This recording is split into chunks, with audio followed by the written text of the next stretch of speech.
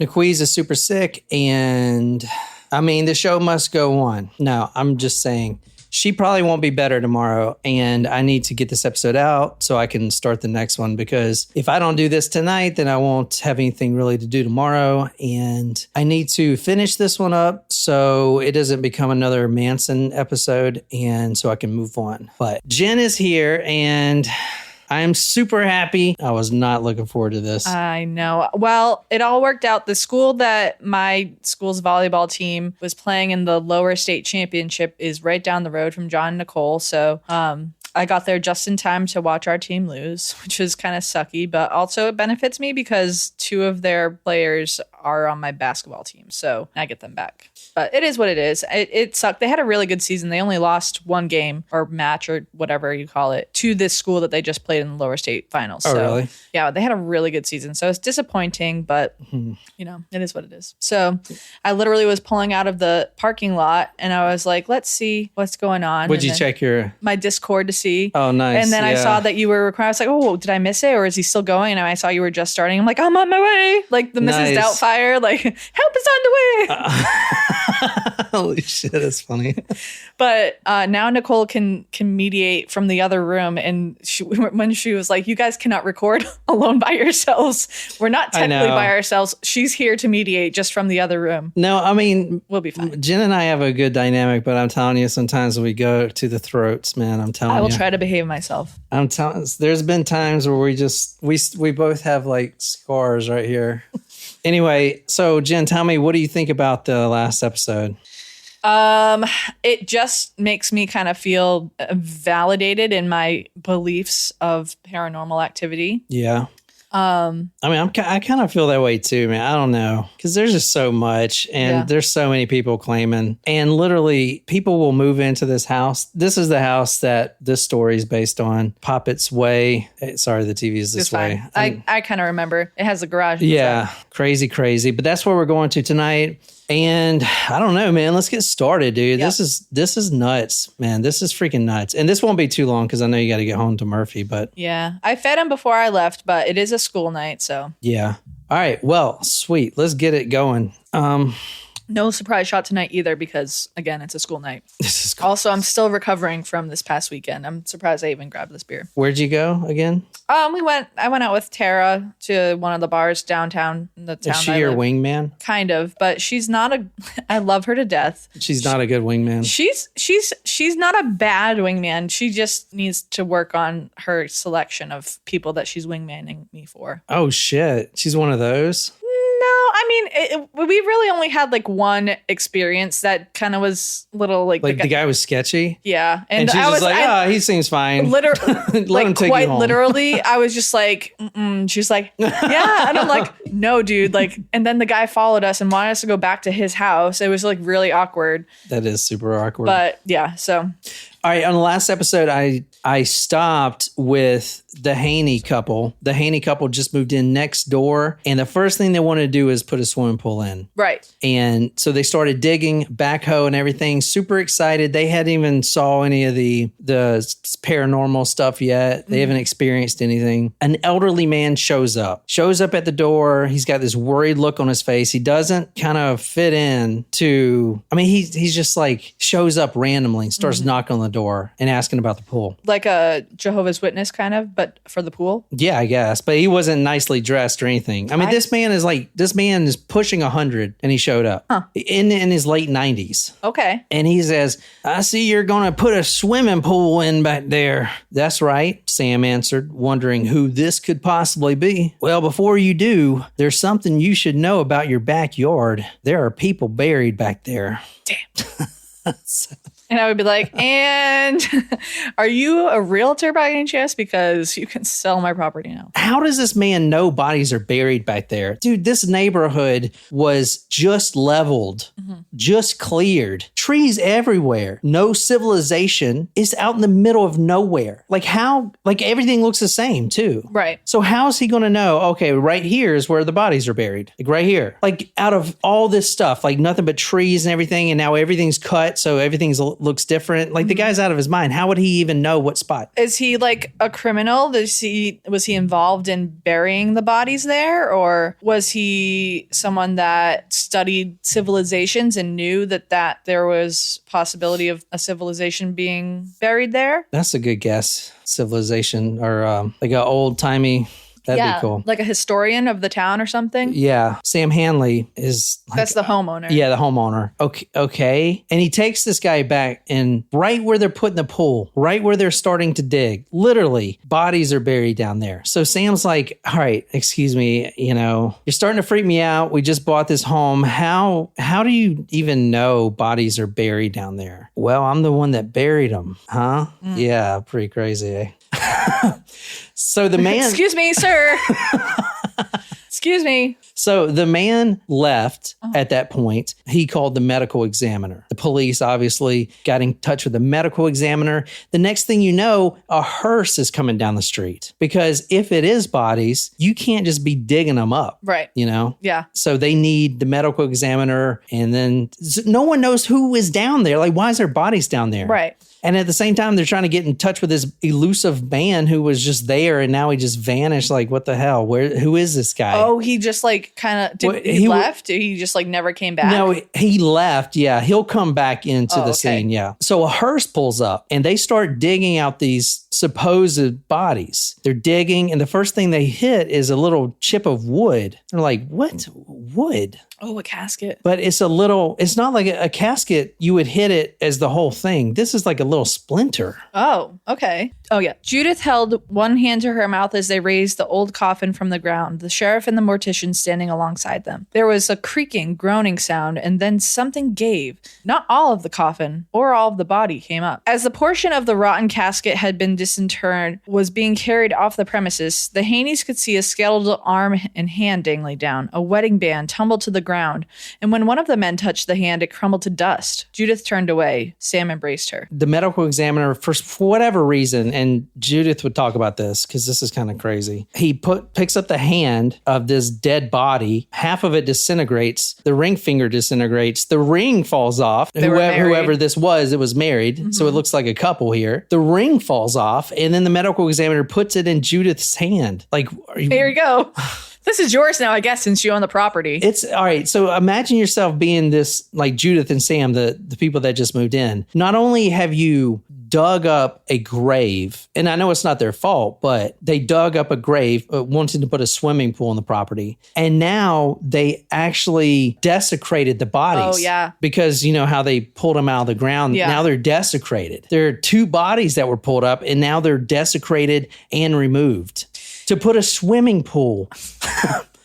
Yeah, I mean, it's kind of tricky because once you find out that there are bodies on the property, it's like, do you leave them alone and continue to live your life knowing that you have a gravesite in your backyard, or do you move them to put them in a final resting place? But in this case, like the coffin was rotten, and then I think of the phrase like, "Remember, you are dust, and to dust you shall return." Like the hand is just like not there anymore. But I don't know. That's a hard question. Like, I mean, I used to live by a cemetery. Yeah. And now that I think about it, it's kind of creepy, but I never had any problems. Right. But I feel like if I knew it was a cemetery, like this is definitely a cemetery, I'm not going to try to buy that property, number one, because I just don't fuck with that. And then number two, like if there was if there was someone that was like in my property line, if they miswrote the fence or something like that, I probably wouldn't dig there if I knew that there were bodies there. But if an old man, a crazy old man is just like, hey, there are bodies there, like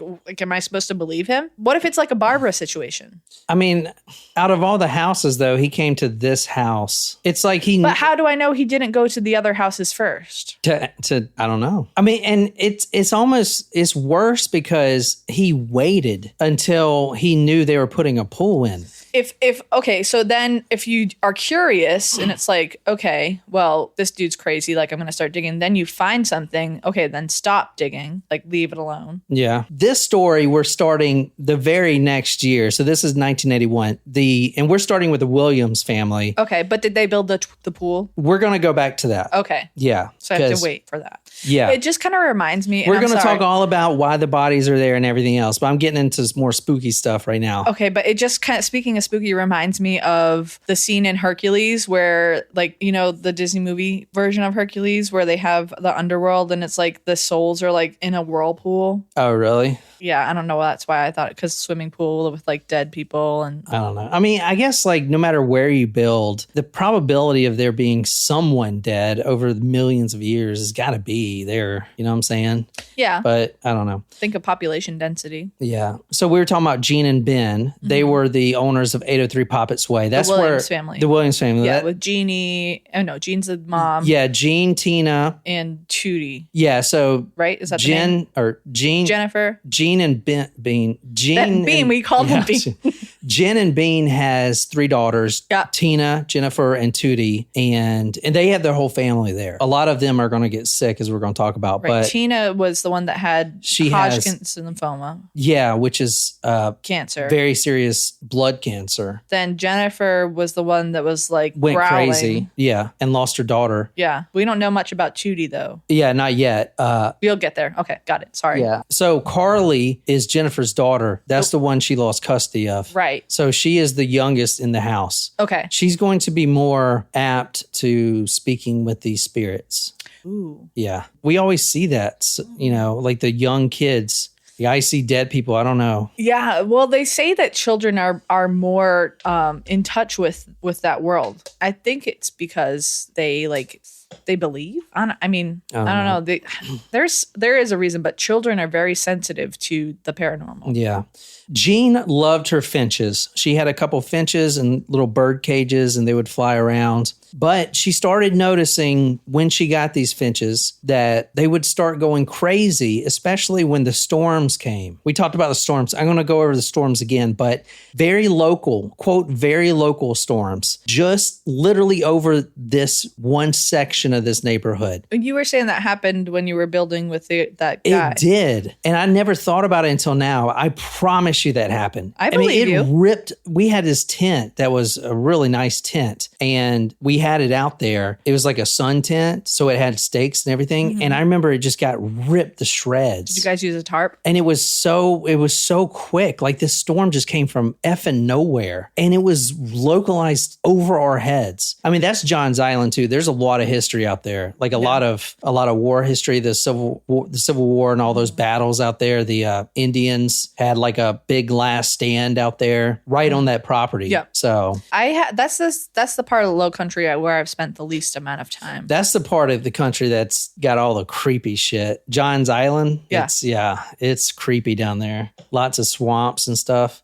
Anyway, these storms were very local. Branches flying 90 miles an hour wind, dark as night in mid-afternoon. The storm sewers would become backed up. And when that happens, the snakes come out. They start slithering all over the place. Lightning so strong it would make your heart jump beats. I was in the car last year and my school is in the swamp area and there was a storm and the lightning struck. It was the closest lightning strike I've heard. I literally was driving out of the school, turning left out of the parking lot. And it was so close. I literally jumped. I had to check my pants because it was so loud. It's true. You literally pulled over and checked your pants. No, I didn't pull over. I jumped and then I, just did a little. Did you really? What the fuck? Yeah, I had to make sure. I mean, I was on my way home, but it was scary. It was it made me jump. It was loud. Oh my God. Almost as loud as the time where we had that headphone issue. Yeah, sorry about that. That was pretty bad. It happened twice. The second time was 1,000 times worse. Oh my gosh. You know how many times it's happened to me over the 5 years? Probably. Yeah. When the storms came out, the snakes would come out.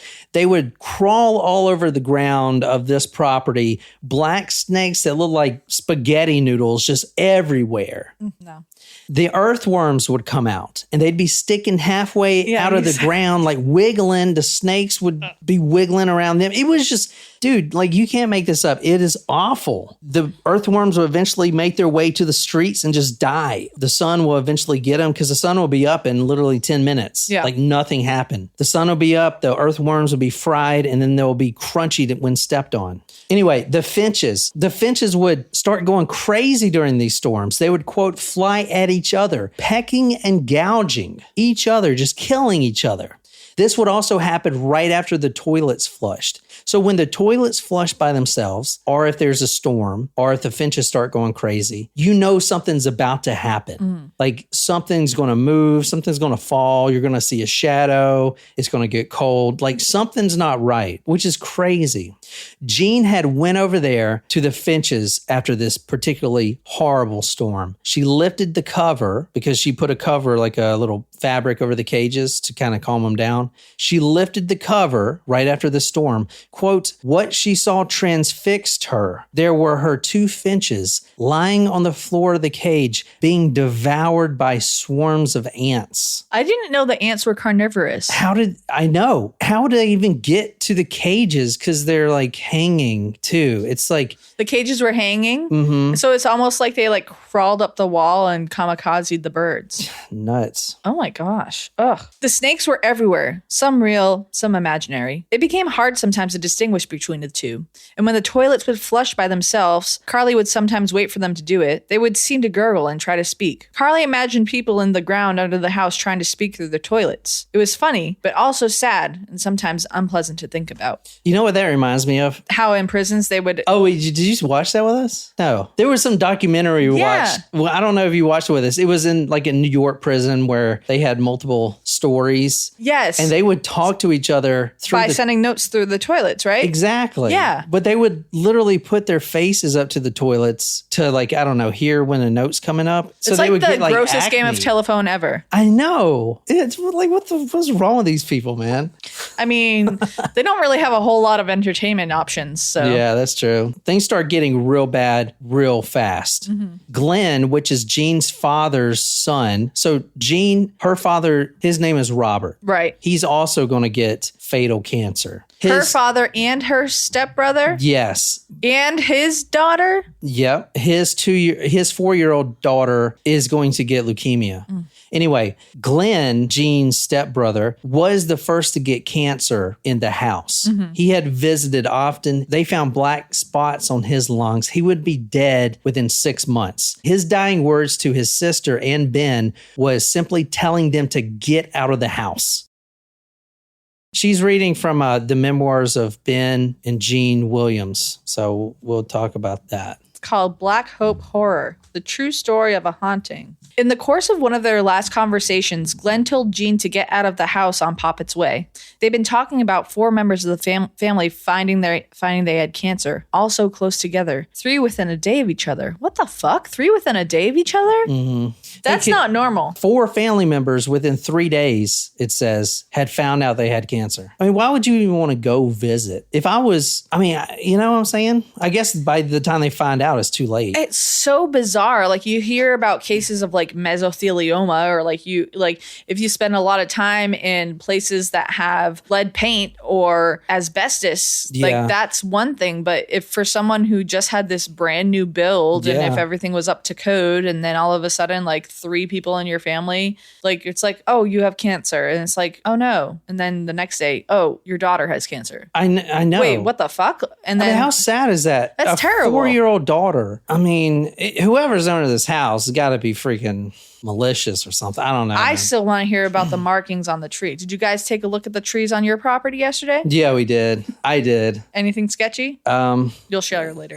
Is Nicole in here? She is. Oh, no.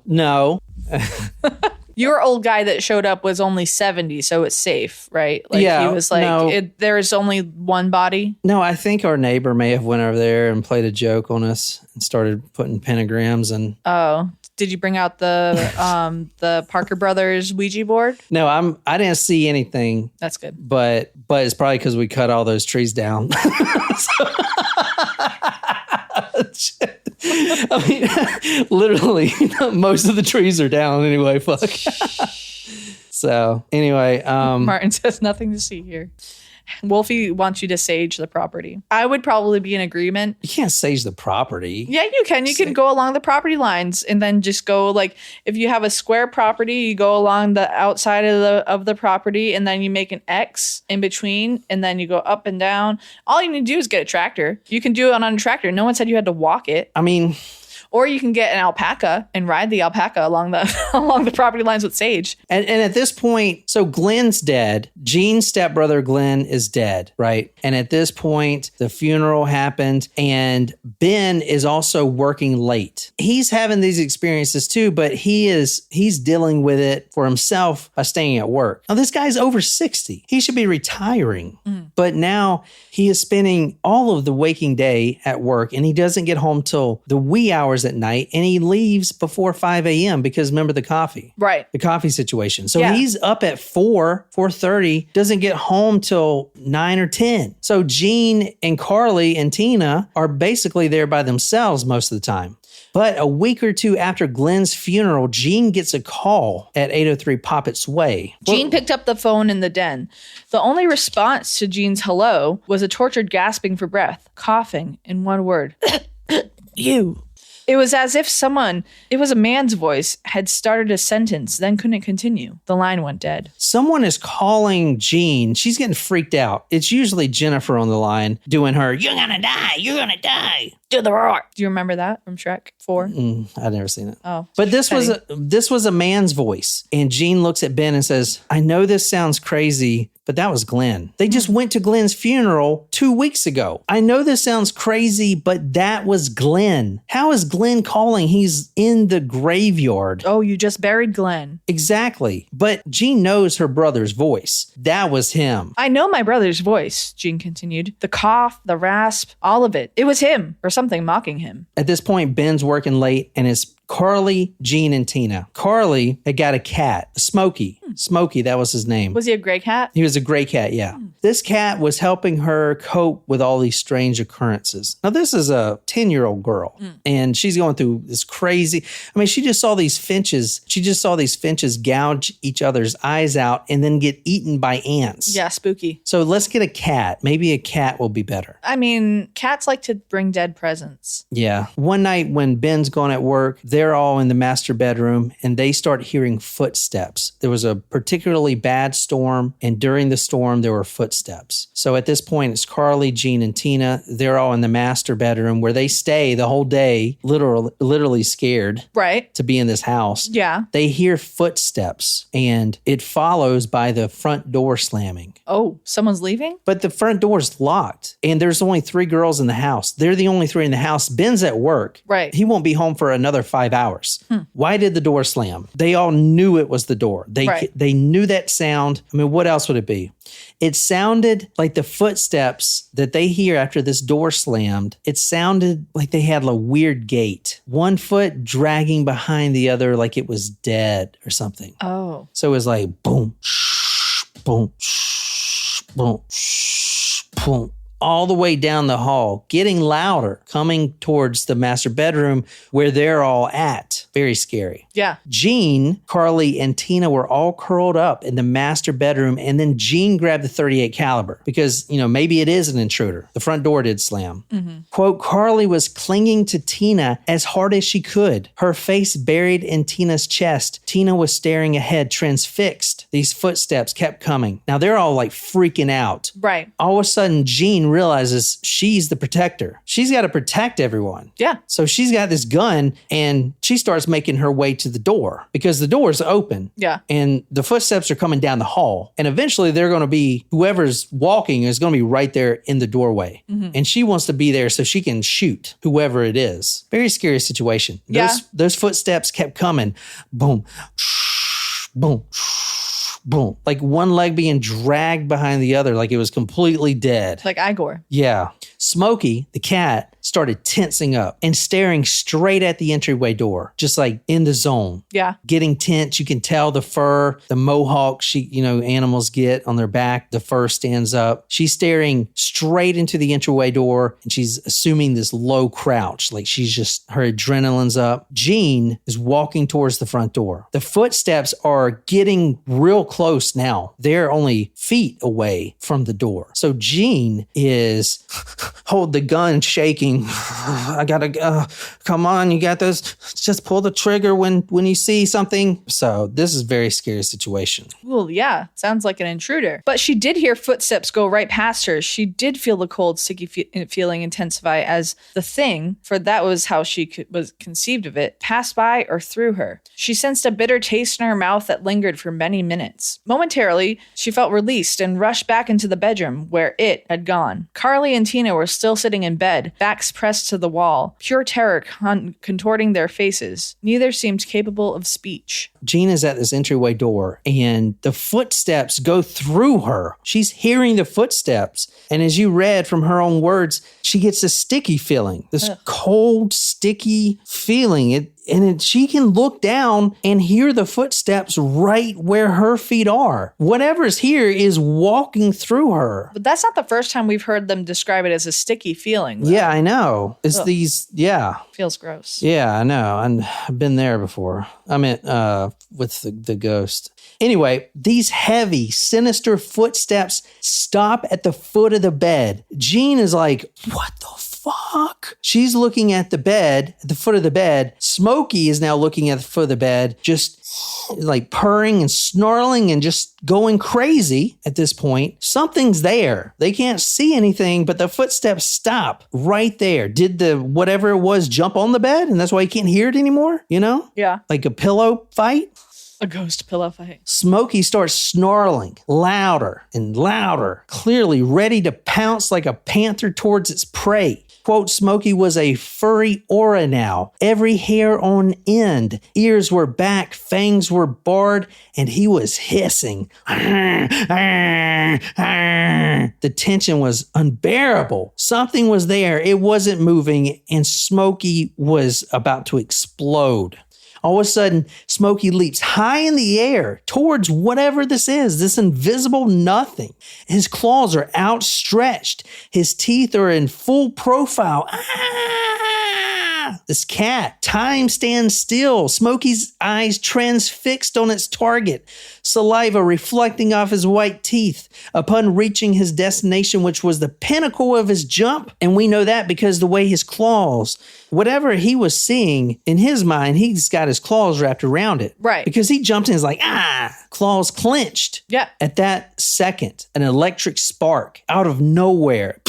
It was clear as day, like a million static discharges in this blinding white light. Just, what the fuck? He hit something. The cat falls. It was like he hit a brick wall, jumped straight, and as soon as he hit this one point in the middle of the air, this electric spark, and he just fell right down on the floor. Craziest shit ever. He survived, though, dazed, shooken up, a hero defeated, back to its feline form, meowing and then scurrying off down the hall. Well, I'm glad it didn't kill him. Whatever just happened, it worked to diffuse the energy or whatever it was not there anymore. After this incident, Smokey became the self-appointed protector of Carly. She could not go anywhere without him. He was going to protect her with his every being.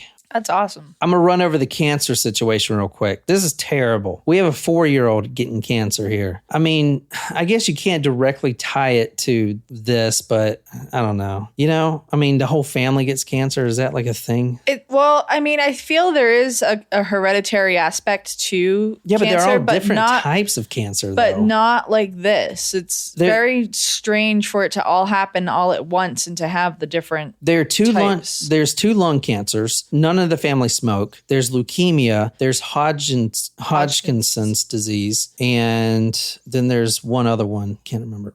Well, Hodgkin's and leukemia is the white blood cell that attacks the white blood cells, which I guess could be which kids get a lot. I think. Not a lot, but that's the most popular cancer in kids. I feel like that's right. Yeah, and it's supposedly the worst. It's aggressive, like the worst. And then lung cancer. I mean, even if you're not a smoker, there are definitely environmental hazards, especially back in the 80s, that could have affected the people who got sick. But I don't know. I'm going to go over the cancer. By the fall of 1982, less than 2 years of the Williams moving into this house, 5 members of the family will have terminal cancer. 1 would already be dead. Tina, Robert, which is Jean's father, Glenn, which is Jean's brother, Glenn's 4-year-old named Shelley, which is Jean's niece, and then Jean's mother, Granny. That's what her name is, Louise, but they call her Granny. Granny would deteriorate rather quickly upon finding out she had cancer. She would start walking around and saying stuff like, they got me, they're going to get all of us, they got me and they're going to get you. That's spooky. Very spooky. They had already claimed Glenn at the age of 53. Robert had deteriorated so fast in such a short period of time that he had to be confined to a nursing home with full-time care. He would rip off his clothes and run around screaming at the house, saying, they're going to get you, they're going to get you. And he would say something weird. He would say, I want to see through Glenn's eye. I want to see through Glenn's eye. It was weirdest shit ever. Robert died 1 year to the day of his father, Glenn. Soon, Ben's mother, Clyde, became very ill. She'd be the sixth one in the family with terminal cancer. The Lord giveth and the Lord taketh away.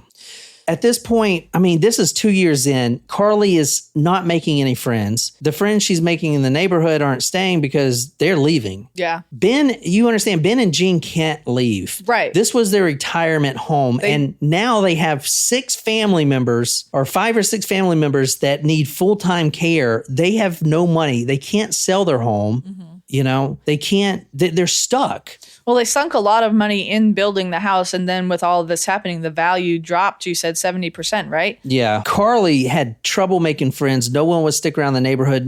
Definitely no one wanted to come to her place. She did find it a lot easier, though, to make friends at home, and the house helped her with that. She would say she didn't even have to use her imagination. She just had friends at the house. She started sleep talking, and this is her sleep talking. Like Nicole. Yeah, no shit. Yeah, she does that quite a bit. The theme of Carly's midnight monologues was always death. Who are you talking to? Tina once asked. Dead people, Carly said. Why dead people? I don't know. They talked to me, so I talked to them. What did they say? It's not always nice to be dead. But it is nice to be alive, isn't it? Tina asked, almost hopefully. I guess so, Carly said. You know, we all love you here. Meemaw, Peepaw, me, Tootie, Granny, Papa. Only living people can love. Maybe that's why dead people are so sad, she hesitated, and then added, and mad. Are they mad? At us, Carly said. They don't want us here. Why not? It's their place.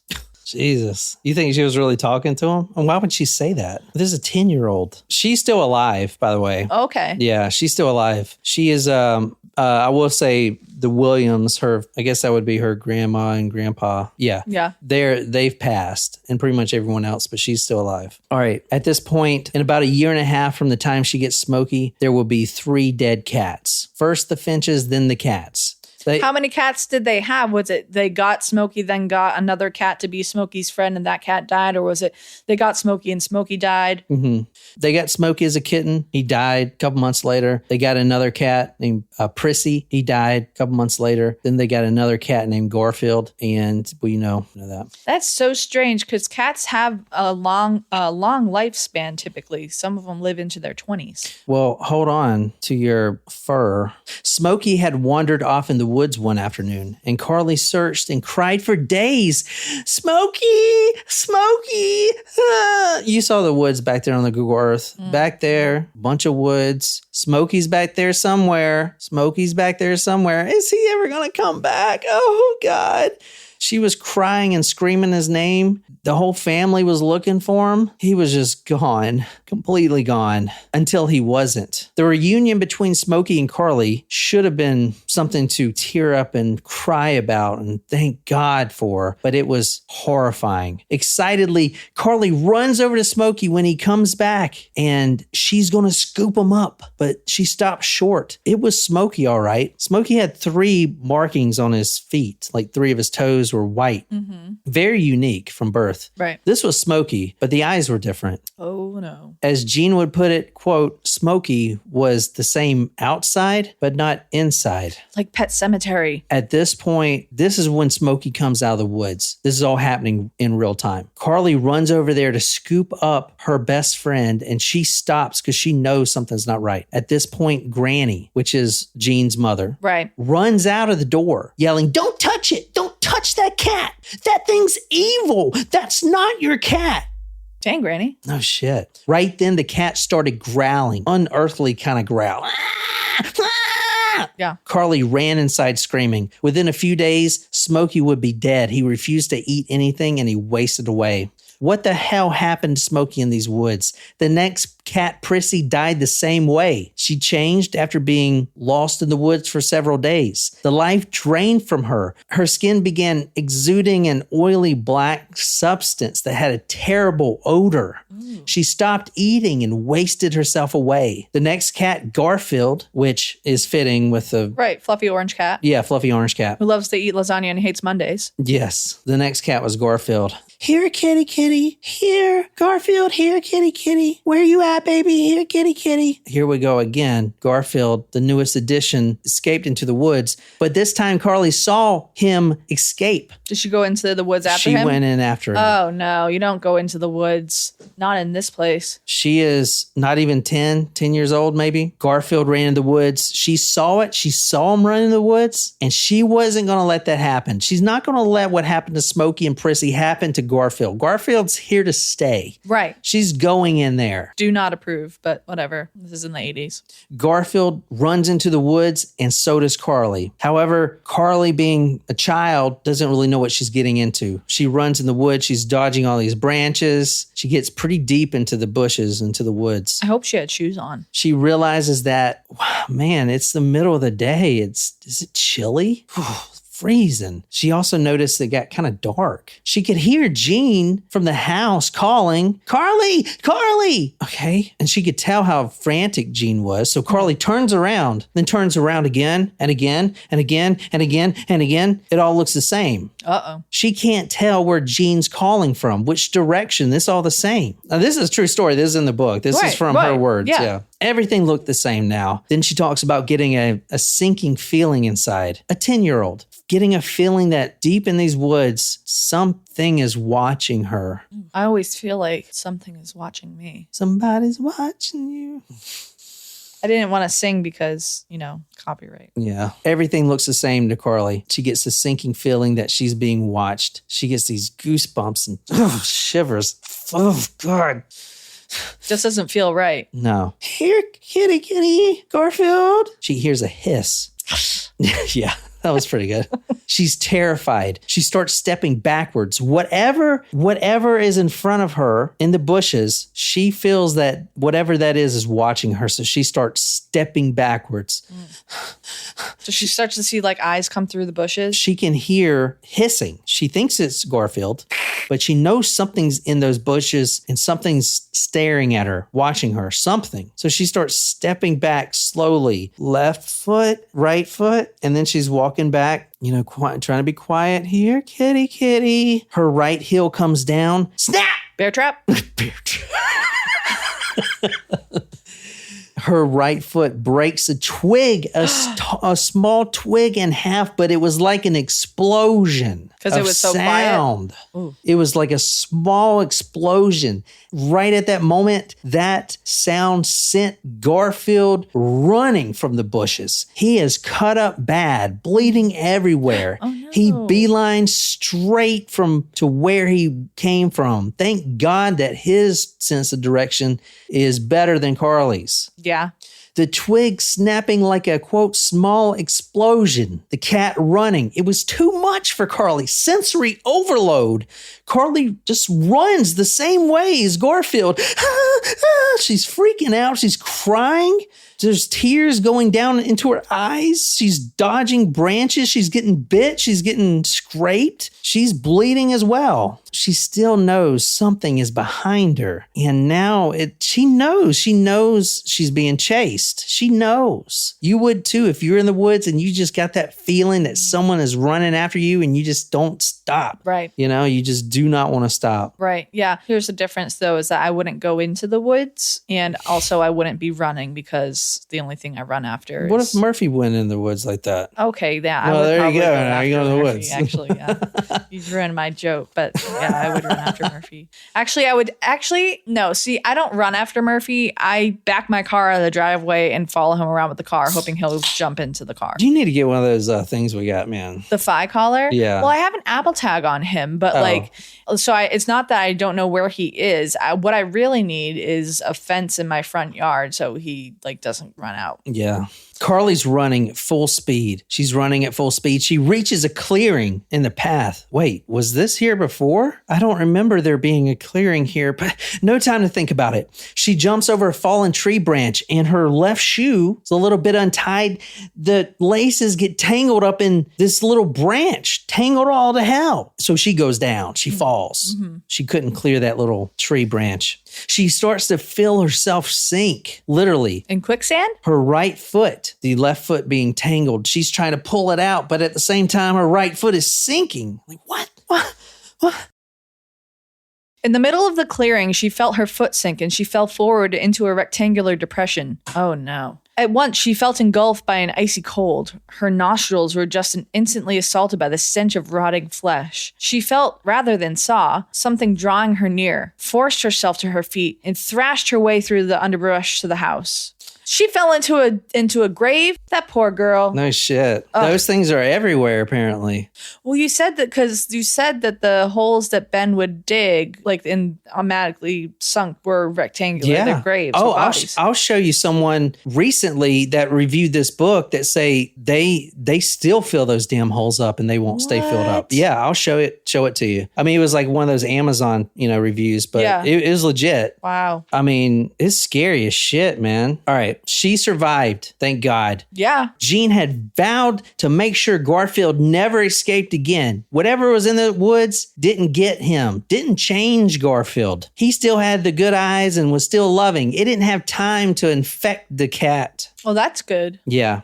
But to make sure he didn't escape again, he was house confined. Unlike the other two cats, though, Garfield, during these weeks of him being back, continued to eat and gain weight. In fact, so much weight, it was literally impossible to tell that he was pregnant. Or she was pregnant. It's a woman. It's a girl cat. It's a woman cat. Cat woman.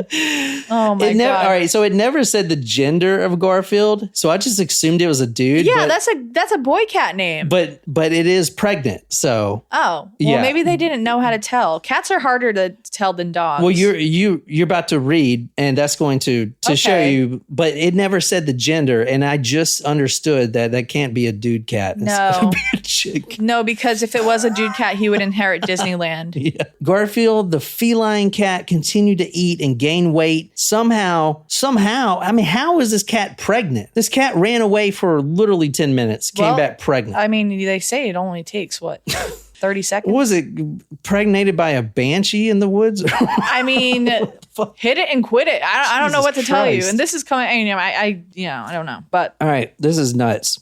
Weeks went by, and this was the one thing the family is looking forward to. New kittens. They forgot about all this paranormal craziness or just kind of lived with it, whatever. Toilets flushing, my water bills through the roof. Just hope that one of those kittens doesn't end up in the toilet. But right when, what? Like with the toilet flushing, I hope like one of the kittens doesn't get curious and go for a swim. The same week that Garfield was about to give birth, he goes missing. But he can't be missing far. Right. He's under house arrest. He's under house arrest. He's under house arrest. he's under house arrest. They found him in the garage in the Oldsmobile. He was probably nesting. Yeah, exactly. Can you read 152? This is from the book, what she's going to read. Maybe she'd started to go into labor. Jean hurried over to the car and looked in. Nothing in the front seat. She peered into the back and felt her stomach turn. She wanted to look away, but couldn't. At first, she wasn't sure of what she was seeing. She only knew it was horrible, whatever it was. Then she knew, but it didn't seem possible. What the fuck? It was Garfield's kittens. They'd all been born inside out. That was the only way she could describe it. She'd never seen anything like it. The cats were born inside out. That's from the book. You read it. I did read it. I had to read it 3 times before I could say it out loud. Jesus Christ. What? Nicole goes, what? Jesus Christ. I mean, dang. The cats are born inside out. Is that even possible, man? Like all the organs are born on the outside. But that happens with like maybe like 1 or 2 kittens from the litter, I guess. I mean, not usually, but when does that happen at all? it could like if it doesn't develop properly, kind of like how Luna's eye didn't develop. The whole litter was born That's what inside I'm saying. and That's out. strange. And she is nursing or taking care of whatever this is. She's in the back with these kittens that are, oh my God. At least she loves her kittens for who they are and not what they look like, okay? Wolfie says, now I wish it had been ants. Me too, man. Shram says, how do you say pussy backwards? Isn't that terrible, Ask man? Missy Elliott. That is terrible. All right. Let me talk about the old man. Yusuf, that's how you would say it. Let's talk about the old man. The old man again? Yeah, let's talk about the old man that came to... The Jehovah's Witness Yes. for the dead? They came to the Hanny's house when they were building a pool. We actually know his name because he showed up in court. He had to testify. Oh. And a few other people had to testify too. This is, like I said, this is a real case. Right. And They were suing the developers, right? there were a lot of court proceedings over this. Okay. And one of the men who buried the bodies, Okay. Jasper Norton. That sounds like a body barrier name. What? Like it just does. It just does. Jasper's the name of one of the villains in 101 Dalmatians. Jasper Norton was the elderly man that came up real worried, and he would eventually testify. This is him. That's him right there. Oh, he looks like a nice old man. Yeah, he's a very nice old man. This elderly man is the one that visited the Hannies, and his name was Jasper Norton. He claimed there are at least 60 bodies buried there, but probably in the hundreds. And he wasn't the only one burying the bodies. Going back to the Google Earth real quick. Okay, I got to show you where all the bodies are buried. Okay. So if we're looking at the Google Earth right here, you see this U? Yeah. All right, and you see this is the Williams house. Mm-hmm. Okay, so and then all the street over here. Mm-hmm. Just like look at all of this. So like the entire neighborhood. Well, here's a picture. This is shaded in black. This is the Hanny's house with the pool. Uh-huh. All of this in the black color. There's bodies all around here. Hundreds, possibly more. He knew of 60 himself. But he wasn't the only one that buried. He wasn't the only one that buried them, and they're everywhere. And this is from Unsolved Mysteries because they did this case like 30 years ago. Right. Quote, and at that point, we stopped with the backhoe and we got down in the hole and continued digging by hand. There were pine boards. When we lifted up the first board, we could see an indentation of a skeleton form. It didn't take long to figure out it was actual human remains. Just under the place where they wanted to put a pool, they found 25 human fragments. In the 1800s, there was a powerful slave owner. His last name was McKinney. I think it was the same McKinney that signed the Texas Declaration of Independence. You know how they had their own thing? Mm-hmm. He had many slaves. In fact, enough to build an entire community. When slavery ended in Texas and all slaves were now free men, the McKinney family allotted those free slaves a portion of land to start a community. Okay. That community was called the Black Hope Community. Okay. Which is kind of fucked up. They're black and, now they're free. So it's like, here, hope, right? Right. The community was thriving. Hundreds of people in the square I was telling you about. Right. Hundreds of people, a church, a school, and of course, a cemetery. Many communities sprouted up, and the Black Hope community, just like the other ones, were ravished by fire. There was lots of fire during the times. You remember the Boston fire, the Charleston fire, all that? Most of the Chicago fire. Most of the townsfolk left to start somewhere new. However, the bodies were never removed from the cemetery, nor was the cemetery ever officially recognized by the state of Texas. So they are buried over this cemetery called the Black Hope Cemetery. Those are the actual graves. Okay. That is in the backyard of the Williams home. Now it is, but it wasn't before? This was before. So the graves were there. It was never... Okay, all right. So let me summarize so I understand. The developers who built on this land were able to purchase and build on this land because it was never an officially recognized cemetery. But when they built the land, the graves were there, but they took them out for the people?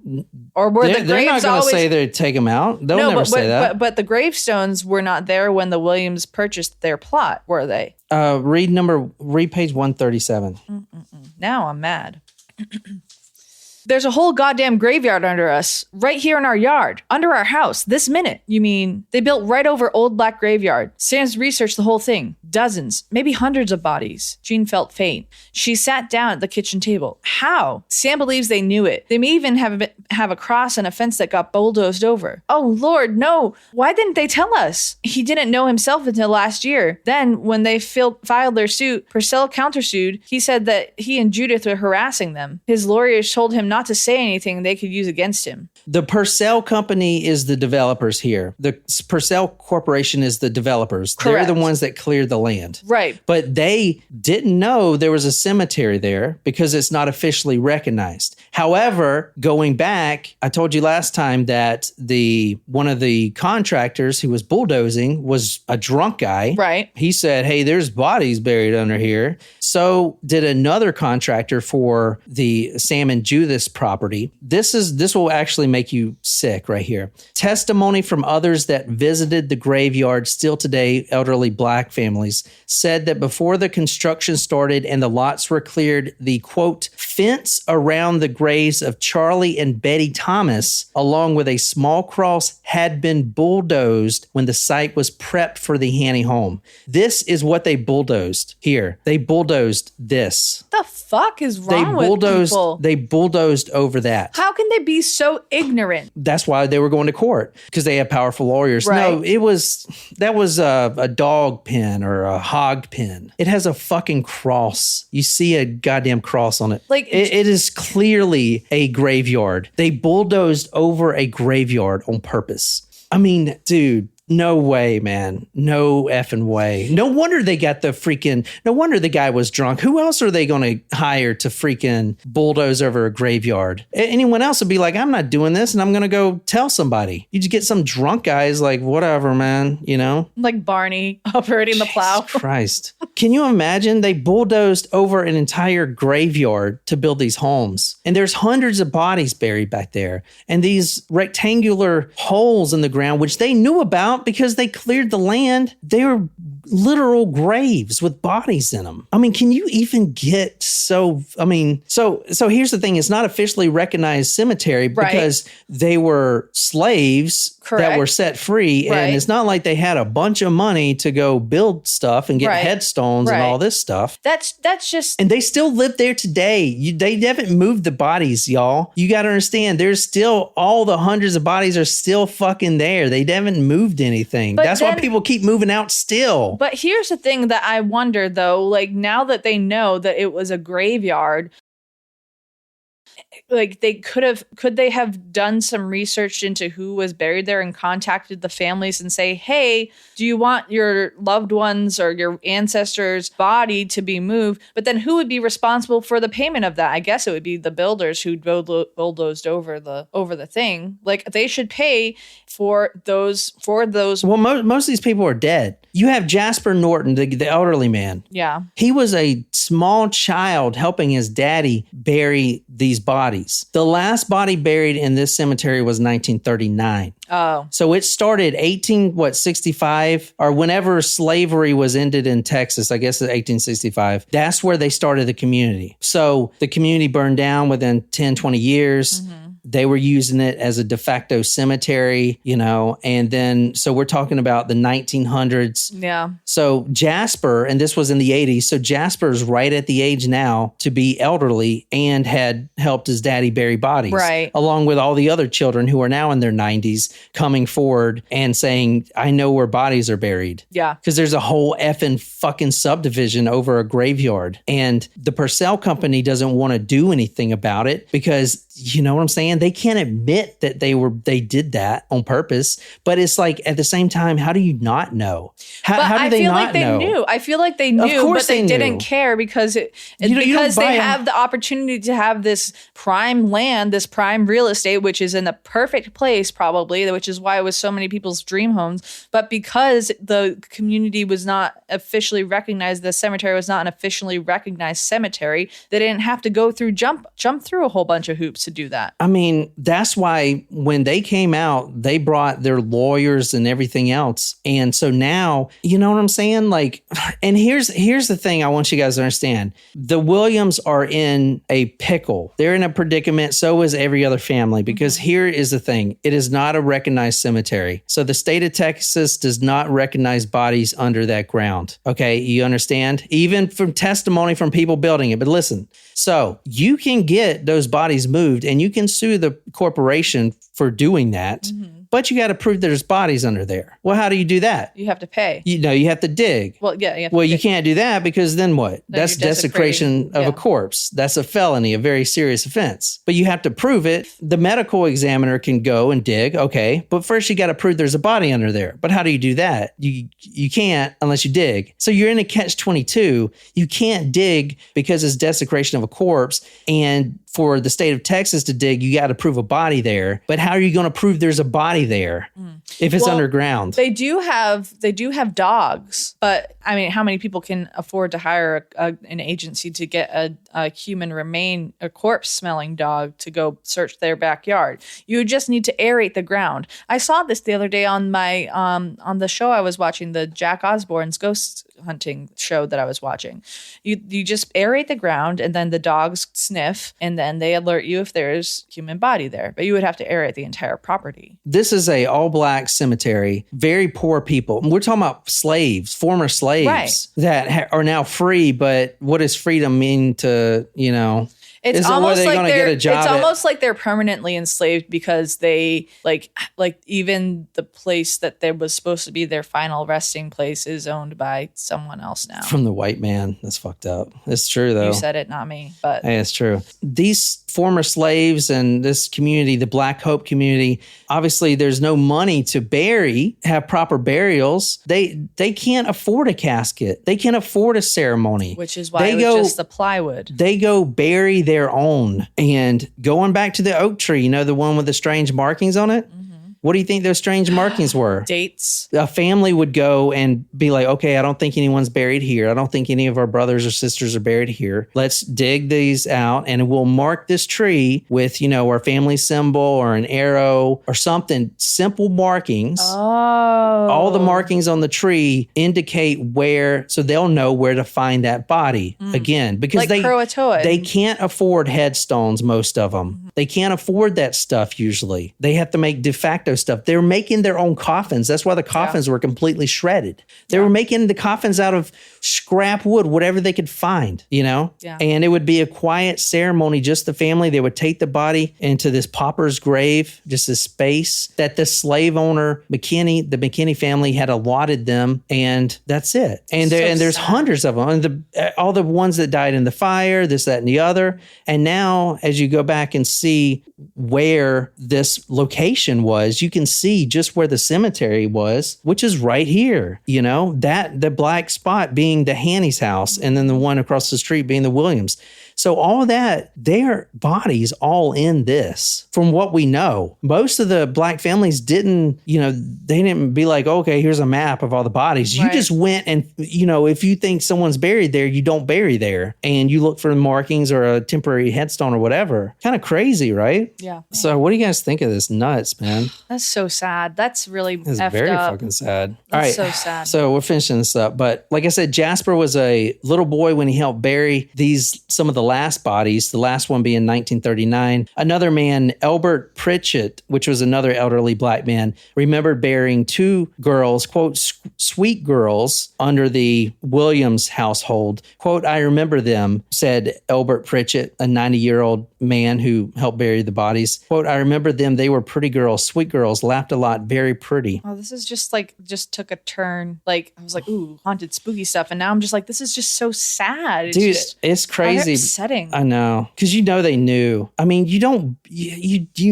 man. I mean, you didn't know when you bought the land or whoever you got it from, but they got it from the McKinney family. The McKinney family, whatever descendant sold this company. Okay, gonna sell this to you. Yeah. May have bodies under it. Well, they don't even say that, you know? Will related how he had buried, among others, 2 of his own sisters side by side under a small oak. Nobody could afford headstones then, so he had chosen the oak as a marker, and on it he engraved an arrow pointing toward the ground and other markings he couldn't clearly recall. Ben and Jean described their lay of the land, the oak, and the markings on it. So, yeah. So the markings, the strange markings, they were strange, but now you know what they are. It's like kind of fucked. Yeah. So that's his sisters that he had to bury. Oh. Finding out the bodies were under there did seem to relieve the families of the strange happenings for a little bit. This is the weird part about it.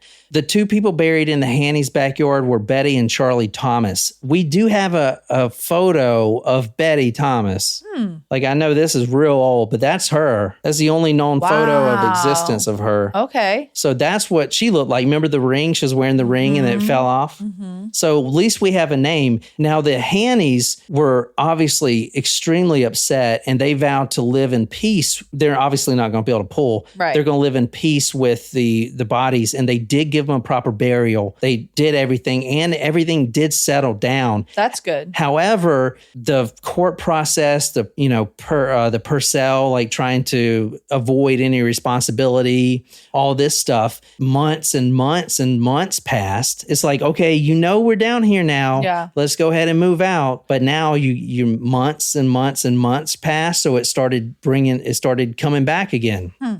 So during this time, the Purcell Company was just dodging all responsibility. There was a $2 million claim filed. They brought in the movie Poltergeist to try to explain to the judge what's going on. They said stuff like, hey, this wasn't even recognized. It's not our fault. All right, the Purcell Company, they're not going to give them their money back. But if they want to sell their house, they are forced to put the disclosure that it may be above a burial ground. Isn't that effed up? So now you know why the house value went down 70% in a year, because they found out there were bodies down there. Yeah, the fact that they bulldozed over that graveyard, that we have a very old picture of the graveyard. This one right here is, and they said it was a hog pen. But have Jasper Norton and all those other guys testifying that that's not a hog pen, because if it was a hog pen, it'd be close to civilization. Who's going to put a hog pen way out there? Right. That's a graveyard. And it was still visited for a while. That's why he knew. He would still kind of go there, and he saw this construction. He was like, what's going on here?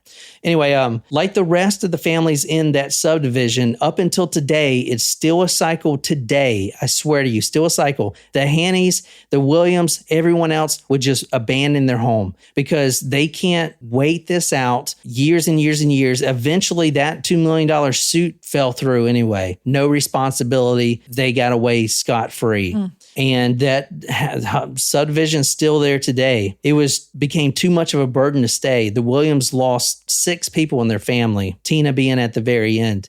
Well, it's just the point I was trying to make before is like you need to respect whoever is responsible. Someone's responsible for this. Like someone is responsible for like, okay, we're just going to build over this. Like there were headstones there. Like there were headstones. I know. There weren't many. They bought it from the McKinney family. But like not even this specific example, but like Indian burial grounds, or like you need to research these areas before you just go ahead and because it's not even about like bad juju and haunting and stuff. It's about respect. Like think about it. If your ancestors were buried somewhere and then you go to visit them 30 years later and it's like, oh, there is a townhome over my parents' grave. Like what the hell? You know what I mean? Like, and that, I mean, that necessarily wouldn't happen now because there are a lot more like recognized cemeteries and life is different now. But like, it's just very upset. It's just very upsetting. Yeah. I don't have anything else to say. It just sucks. Shram, to answer your question, this is an actual photo of the graveyard at the time. So there were headstones, but this is the... No, she's making a... Oh, but... So no head. I mean, I cannot imagine a company just bulldozing over these headstones. But honestly, with the greed, because you cannot effing tell me that they claim it was a small fence with a small cross. Look at this fucking thing. That thing is huge. That's not a pig pen. That's not a dog pen. Is that a person standing in front of that other one? And you can see they're cutting down trees around it. You can see the trees they're cutting around it. They know what they're doing. They know what they're doing, man. They know what they're doing. They're cutting the damn trees around it. And eventually they're going to say, fuck it. We need to just bulldoze over it. Stop cutting down trees. Stop building places. They bulldozed over it and they knew it. We don't need new housing developments. Jesus fucking Christ. They knew it, people. They fucking knew it. I can promise you that. And it's all of these. It's every one of these too. From this little circle right here, all the way over here, all the way up in here, and probably all in these woods too. All of those. They're all graves. It's fucking disgusting, man. It's disgusting. Ugh. Anyway, the reason I didn't want to do that when I started doing it is because we live in Charleston, and Charleston was a huge slave port. And, you know, a slave dies, you're not going to have a fancy burial. You're going to go to wherever you can find and, you know, throw them in there or whatever. And we're actually moving out to like the swampy woods where shit like that would have happened. Yeah, when I first moved down here, but you see why I didn't want to do it when I started doing it. I was like, fuck. When I first moved down here with my young adult group, one of the things that we went to, there's a place called Mepkin Abbey. And in Mepkin Abbey, there is a small area. It was an African American cemetery. And the project that we did, we were like helped to clean up the area and like, because it was all grown over and stuff like that. But it was, like there's a African American cemetery on Sullivan's Island. Because this would happen in Charleston, I tell you. I guarantee you there's a lot of buildings built over old graveyards. But I don't know. What do you think? I think it was a story I didn't really expect that specific answer to. Yeah. But I hope that, you know, the coming and goings of new homeowners, like, well, because now they have to know, right? Like they have to advertise it's not on there anymore. I looked on Zillow, like some of the houses, they don't say it. I mean, I don't know, maybe when you go to buy it, they have to say it or something, but it's not like on the websites. I feel like that's something that as a potential home buyer, I would want to know, but also knowing me would not want to know either. Yeah. You know? Like it makes me kind of, I'm not curious. Not curious. I'm safe where I'm at. I'm having good. So, I mean, you know, this is crazy, man. That story like upset me. Yeah. You know, most of them are not even there to like fight the battle. I know. Too. That's the worst part. And eventually they just had to leave. Dude, their house value goes down 70% and they have to walk away. Like they're complete bankrupt, you know, like what's the life now for them and all your family members in the hospital? I mean, dude, it's no life. I mean, I feel like that was greed. You know? I wonder if the spirits were intelligent enough, and I'm not saying intelligent like smart, I'm saying intelligent like they have residual hauntings and intelligent hauntings. I wonder if the spirits were intelligent enough to realize that maybe the people who were moving in didn't know. You know what I mean? Apparently not, because they were haunting them. Remember I said the Williams, they had many graves back there. Right. But we know of two because of one of the two guys that testified who buried the bodies said they buried the two sisters here. That didn't mean that they were haunting them or whatever. That could have been someone else. No, I know that. But I mean, like I wonder the spirits that were there and causing I am just assuming, but like, how can you not assume after hearing what had happened? Like if some spirits were just angry about the whole fact that like people were there in the first place, which I get it. But like the people that were there in the first place may or may not have known that there were bodies underneath. Yeah. So it's like, is it fair or no? But then again, like they just saw a bulldozer going over their grave. Yeah. It's like, I'm down here. Yeah. You know it because there's a fucking fence. Yeah. You know? Wolfie says if they're mad, then they're mad. Dude, they even testified the guy that bulldozed the fence. They got him up there. I mean, dude, it's not oh my God. That is so terrible. It is. That is so effing terrible, dude. That greed is just because you have all these other houses, man. You know, do you really have to put an extra 2 houses here? Make a park. No shit. Oh my God. But once they sell a house, then they don't care anymore. It's just, I don't know.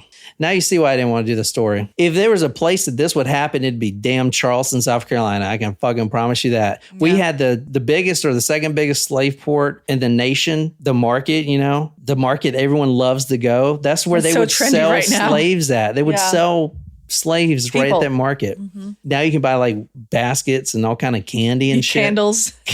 I mean, it's pretty great. It is. I mean, it's really, like I said, it's very trendy. Yeah. Definitely a great tourist stop if you come down here. But crazy. So anyway, that's the Black Hope case. Well, I'm glad I made it to hear the second half. Yeah, me too. I'm glad you came because that would not have been fun, just me. Yeah. But anyway, I'm glad I got the inside scoop on it. The book is really rare to find. I shouldn't have marked in it with pen, but I did. It is what it is. Yeah. Anyway, I hope you guys enjoyed it. So yes. I guess that's it. Well, you can sign us out of here, Jen. Well, thanks everyone. I hope you all have a happy Halloween. And I don't want to use John's line, so I'll just say good night, everybody.